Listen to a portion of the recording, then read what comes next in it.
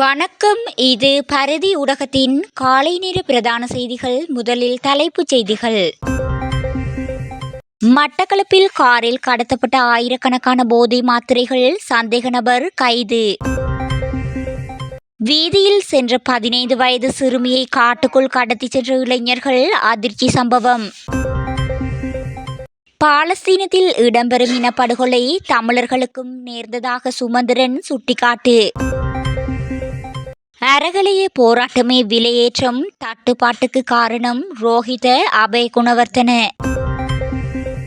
புத்தளம் ஆராய்ச்சி கட்டுவ போலீசாருக்கு எதிராக ஆரம்பிக்கப்பட்டுள்ள விசாரணை.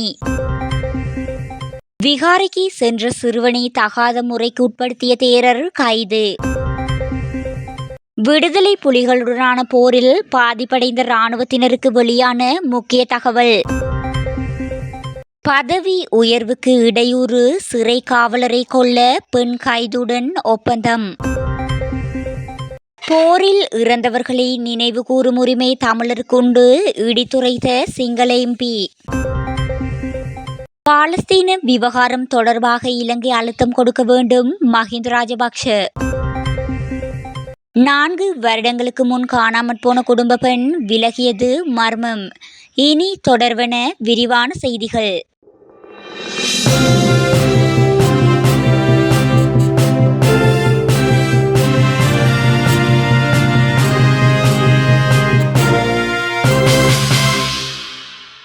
ஓட்டு மாவடியிலிருந்து மட்டக்களப்புக்கு கார் ஒன்றில் போதை மாத்திரைகளை கடத்திச் சென்ற நபர் ஒருவரை விசேட அதிரடிப்படையினர் கைது செய்துள்ளனர். இதனையடுத்து குறித்த சந்தேக நபரிடமிருந்து 1440 போதை மாத்திரைகளையும் கடத்தலுக்கு பயன்படுத்திய காரையும் கைப்பற்றியுள்ளதாக மட்டக்களப்பு காவல்துறையினர் தெரிவித்துள்ளனர்.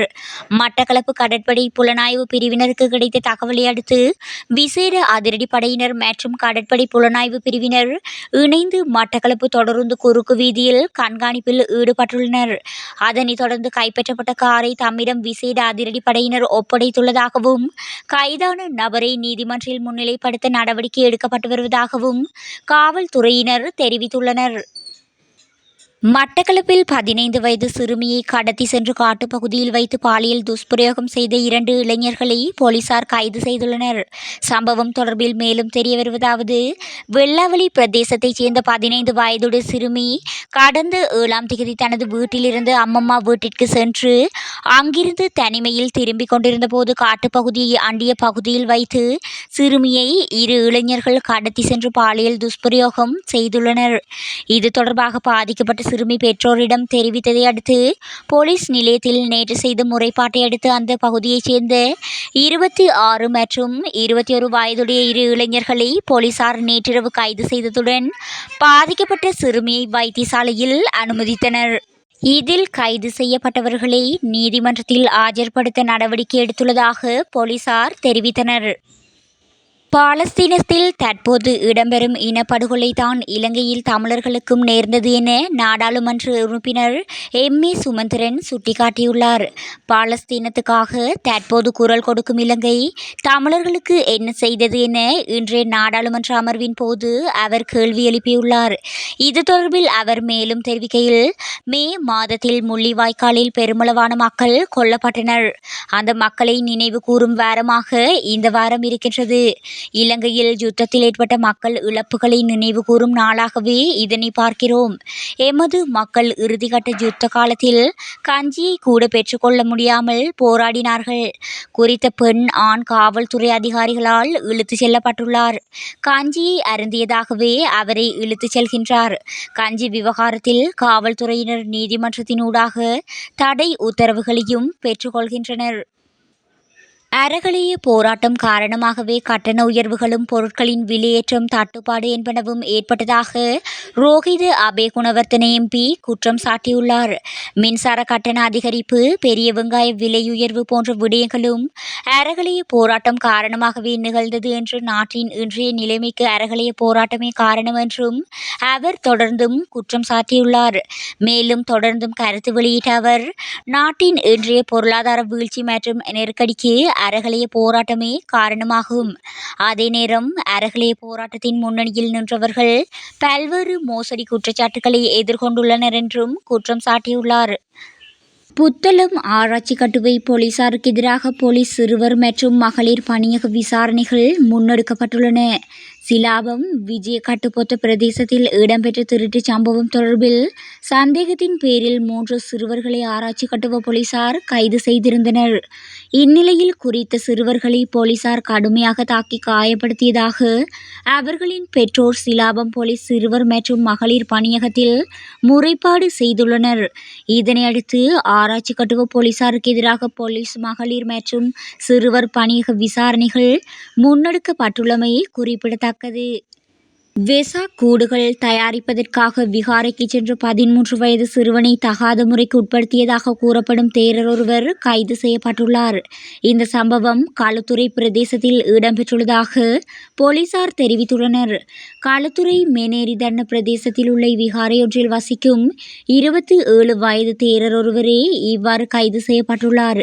இதனையடுத்து சந்தேக நபரான தேரர் கைது செய்யப்பட்டுள்ள நிலையில் பாதிக்கப்பட்ட சிறுவன் பரிசோதனைக்காக வைத்தியசாலையில் அனுமதிக்கப்பட்டுள்ளதாக போலீசார் தெரிவித்துள்ளனர். விடுதலை புலிகளுடனான போரில் உயிரிழந்த காணாமல் போன மற்றும் அங்கவீனமடைந்த இராணுவத்தினருக்கு காணிகள் வழங்குவதற்கு அதிபர் ரணில் விக்ரமசிங்க உத்தரவிட்டுள்ளார். இந்த நிலையில் அந்த இராணுவத்தினர் ஓய்வு பெற்றிருந்தாலும் அல்லது தற்போதைக்கு சேவையில் இருந்தாலும் சரி, காணிகளை பெறுவதற்கு அவர்கள் தகுதியுடையோர் என கருதப்படுவார் என்றும் அறிவிக்கப்பட்டுள்ளது. குறித்த குழுவானது நேற்றைய தினம் நியமிக்கப்பட்டதாக தெரிவிக்கப்படுகின்றது. மேலும் சிவில் பாதுகாப்பு காவல்துறை மற்றும் விசேட அதிரடிப்படை முப்படைகளில் பணியாற்றி போரின் போது உயிரிழந்தவர்கள் அத்தோடு காணாமல் போனவர்களின் குடும்பத்தினர் அங்கவீனம் அடைந்தோர் இதற்கான தகுதியுடையோராக வரையறுக்கப்பட்டுள்ளமையும் குறிப்பிடத்தக்கது. காலி சிறைச்சாலையின் சிறை காவலர் ஒருவர் பெண் சிறை காவலர் ஒருவரை கொலை செய்வதற்கான ஒப்பந்தத்தை பெண் கைதிக்கு வழங்கிய சம்பவம் தொடர்பில் விசாரணைகள் ஆரம்பிக்கப்பட்டுள்ளதாக காலி காவல்துறையினர் தெரிவித்துள்ளனர். காலி காவல்துறையின் சிறு முறைப்பாடுகள் திணைக்களத்திற்கு இந்த முறைப்பாடு கிடைத்துள்ளது. சிறை காவலரை கொல்வதற்கான ஒப்பந்தத்தை ஜெயிலர் தனக்கு வழங்கியதாக கைதியொருவர் மற்றொரு பெண்ணிடம் கூறினார். இதுகுறித்து சிறை கண்காணிப்பாளருக்கு தகவல் தெரிவித்ததாக காவல்துறையினர் தெரிவித்தனர். அந்த பெண் ஒப்பந்தத்தை ஏற்கவில்லை என்றும் காவல்துறையினர் தெரிவித்தனர். நீதிமன்ற உத்தரவை பெற்று சிறையில் உள்ள பெண் கைதியிடம் வாக்குமூலம் பெறப்பட்டுள்ளதாகவும் காவல்துறையினர் தெரிவித்துள்ளனர். பதவி உயர்வுக்கு இடையூறு விளைவித்த சம்பவம் காரணமாகவே இந்த கொலை ஒப்பந்தம் வழங்கப்பட்டுள்ளதாக காவல்துறையினர் தெரிவித்துள்ளனர். காலி சிறைச்சாலையும் இது தொடர்பான விசாரணைகளை ஆரம்பித்துள்ளதுடன் காலி காவல்துறை சிறு முறைப்பாடு பிரிவு மேலதிக விசாரணைகளை மேற்கொண்டு வருகின்றது. யுத்தத்தில் உயிரிழந்தவர்களை நினைவு கூறுவதற்கு உறவினர்களுக்கும் தோழர்களுக்கும் உரிமை உண்டு என கூறியுள்ள தேசிய மக்கள் சக்தியின் நாடாளுமன்ற உறுப்பினர் விஜித ஹேரத் அவர்களின் உரிமைகளை பாதுகாக்க அரசாங்கம் நடவடிக்கை எடுக்க வேண்டும் எனவும் தெரிவித்துள்ளார்.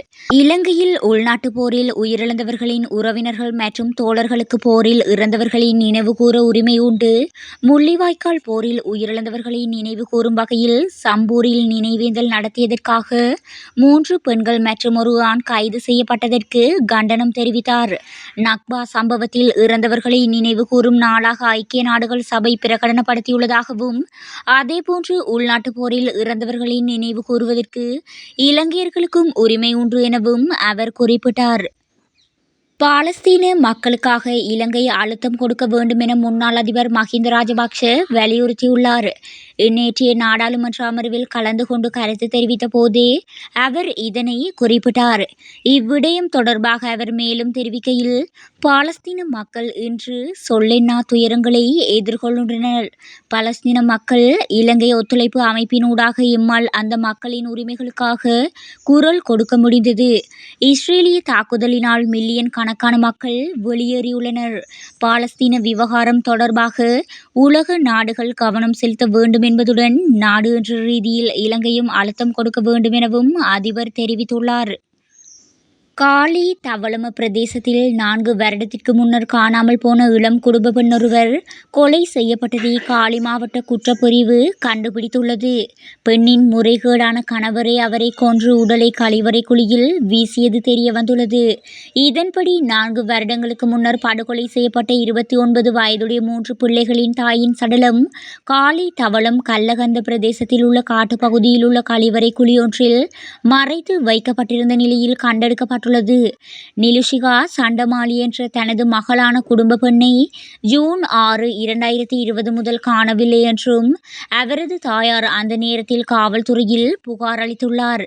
தனது முதல் திருமணத்திலிருந்து விவாகரத்து பெற்ற நிலுஷிகா தனது 2 குழந்தைகளுடன் பட்டல சாந்த என்ற ஆணுடன் வாழ்ந்து வந்தார். அவருக்கு ஒரு மகன் பிறந்தார். 3 பிள்ளைகளின் தாயான இவர் காணாமல் போனமை தொடர்பில் அப்போது காவல்துறையினர் விசாரணைகளை மேற்கொண்ட போதும் எவ்வித தகவலையும் கண்டுபிடிக்க முடியவில்லை. இதன்படி 4 வருடங்களாக விசாரணைகளை மேற்கொண்ட காவல்துறையினர் காணாமல் போன பெண்ணின் பொதுச்சட்ட கணவர் கெனகொடகே சாந்த என்ற 44 வயதுடைய பட்டல சாந்த என்ற நபரை கைது செய்தனர். அவரை அடித்து கொன்றுவிட்டு உடலை வீட்டின் அருகே உள்ள கழிவறை குழியில் மறைத்து வைத்தது தெரிய வந்தது.